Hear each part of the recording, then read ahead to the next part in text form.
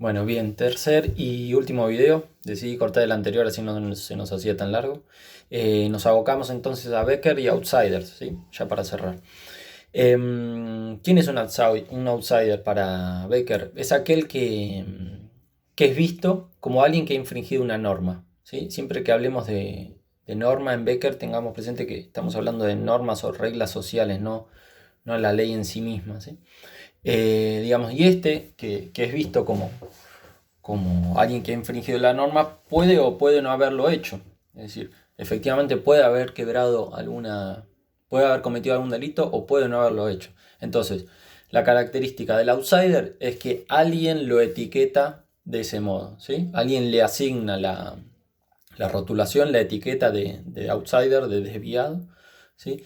Y digamos, el punto central de este texto es que la desviación, al ser un acto de respuesta o una acción de un tercero, ¿no? Que etiqueta como desviado, como outsider a otro, digamos, es concebida la desviación como una construcción social, ¿no?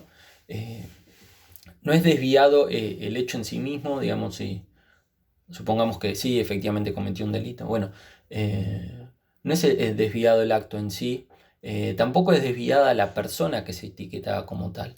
La desviación es la respuesta de un tercero, ¿sí? Es una reacción, de ahí las teorías de reacción social, es una reacción del tercero frente a un acto o una manera de ser de una persona.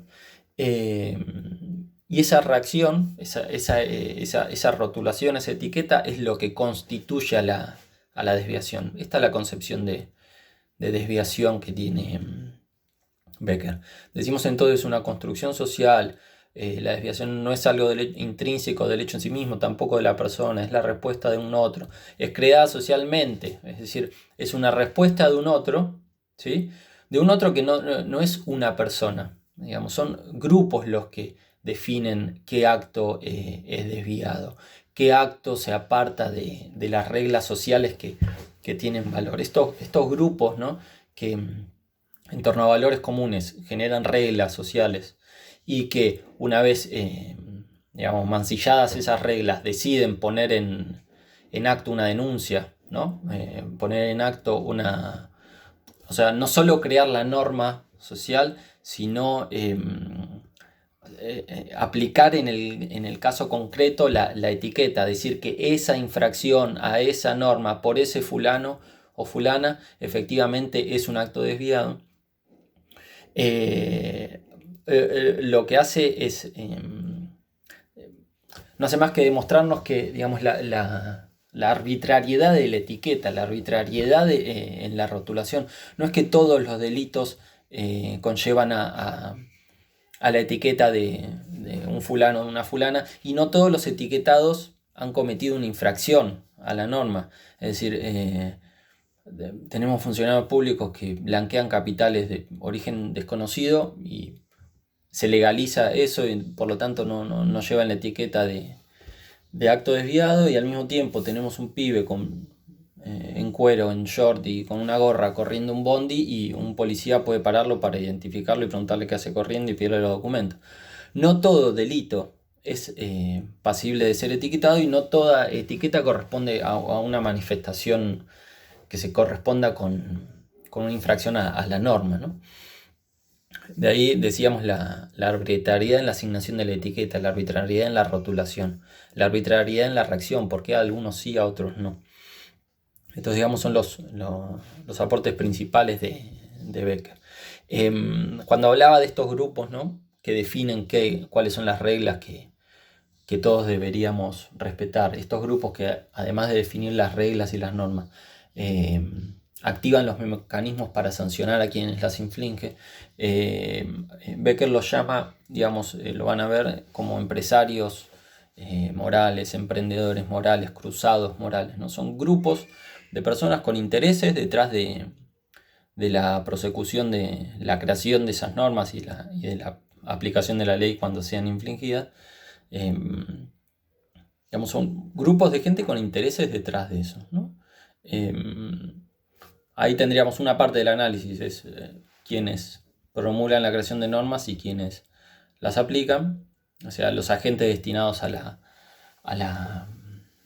digamos, a la investigación y sanción de quienes quebranten esas normas sociales. Y por otro lado, la otra parte de análisis es, digamos, la del etiquetado, la del desviado, la del outsider. Tanto Becker como Goffman, también está en Lemert. Bueno, a Lemert hasta ahora no lo había mencionado. Lo que van a ver en el texto como desviación primaria y desviación secundaria en Lemert, que escribe unos años antes de Becker y Goffman, es esto, ¿no? La desviación secundaria es el acto en el que el tercero etiqueta como desviado a quien infringe en la norma. Eso es desviación secundaria en Lemert. Bueno, volvemos a Becker. Tanto en Goffman, en Becker y en Lemert decía, el modelo que adoptan es, digamos, es secuencial, es procesual. Cuando vean la carrera del desviado o la carrera moral del paciente, lo que se está retratando ahí es cuáles son los pasos, las acciones, los hechos sociales, si se quiere, a lo Durkheim, que hacen que uno sea un desviado, sea rotulado como tal o etiquetado como tal. Primero siempre, digamos, arranca con un acto de inconformismo o con una negación del acto, diciendo que eso no, digamos, no mancilla la norma que supuestamente que está infringiendo. Otro paso es el de la regularidad y el aprendizaje. Digamos, puntualmente Becker lo trabaja analizando la actitud de los fumadores de marihuana en Estados Unidos y de los músicos de baile, los músicos de jazz también en los años 60 en Estados Unidos. Y hace un laburo bien pormenorizado sobre estos grupos y cómo estos grupos van adquiriendo, cómo llegan a ser etiquetados. Bueno, decíamos el inconformismo, la negación de la desviación por parte de los desviados, la regularidad en la quebrantación de esa norma o de la regularidad en las acciones que supuestamente no deberían estar haciendo, y el aprendizaje sobre cómo hacerlo mejor o cómo escapar a los controles para poder seguir haciendo las acciones que consideran o que desean hacer o que consideran que no está mal. El paso fundamental es, digamos, el tercer, cuarto paso sería el de ser marcado como tal, ¿no? Es decir, que un otro advierta esta actitud y lo etiquete como un desviado, ¿no? Como un outsider, como alguien que está infringiendo la norma. Decíamos, no todos los que infringen normas son sancionados como tal. Bueno, hay algunos que sí. Esa marca, esa etiqueta es lo que marca la personalidad o, digamos, tiene efectos fuertes sobre la personalidad del etiquetado. Es el momento crucial en la carrera del desviado. A ver si tengo por acá a mano.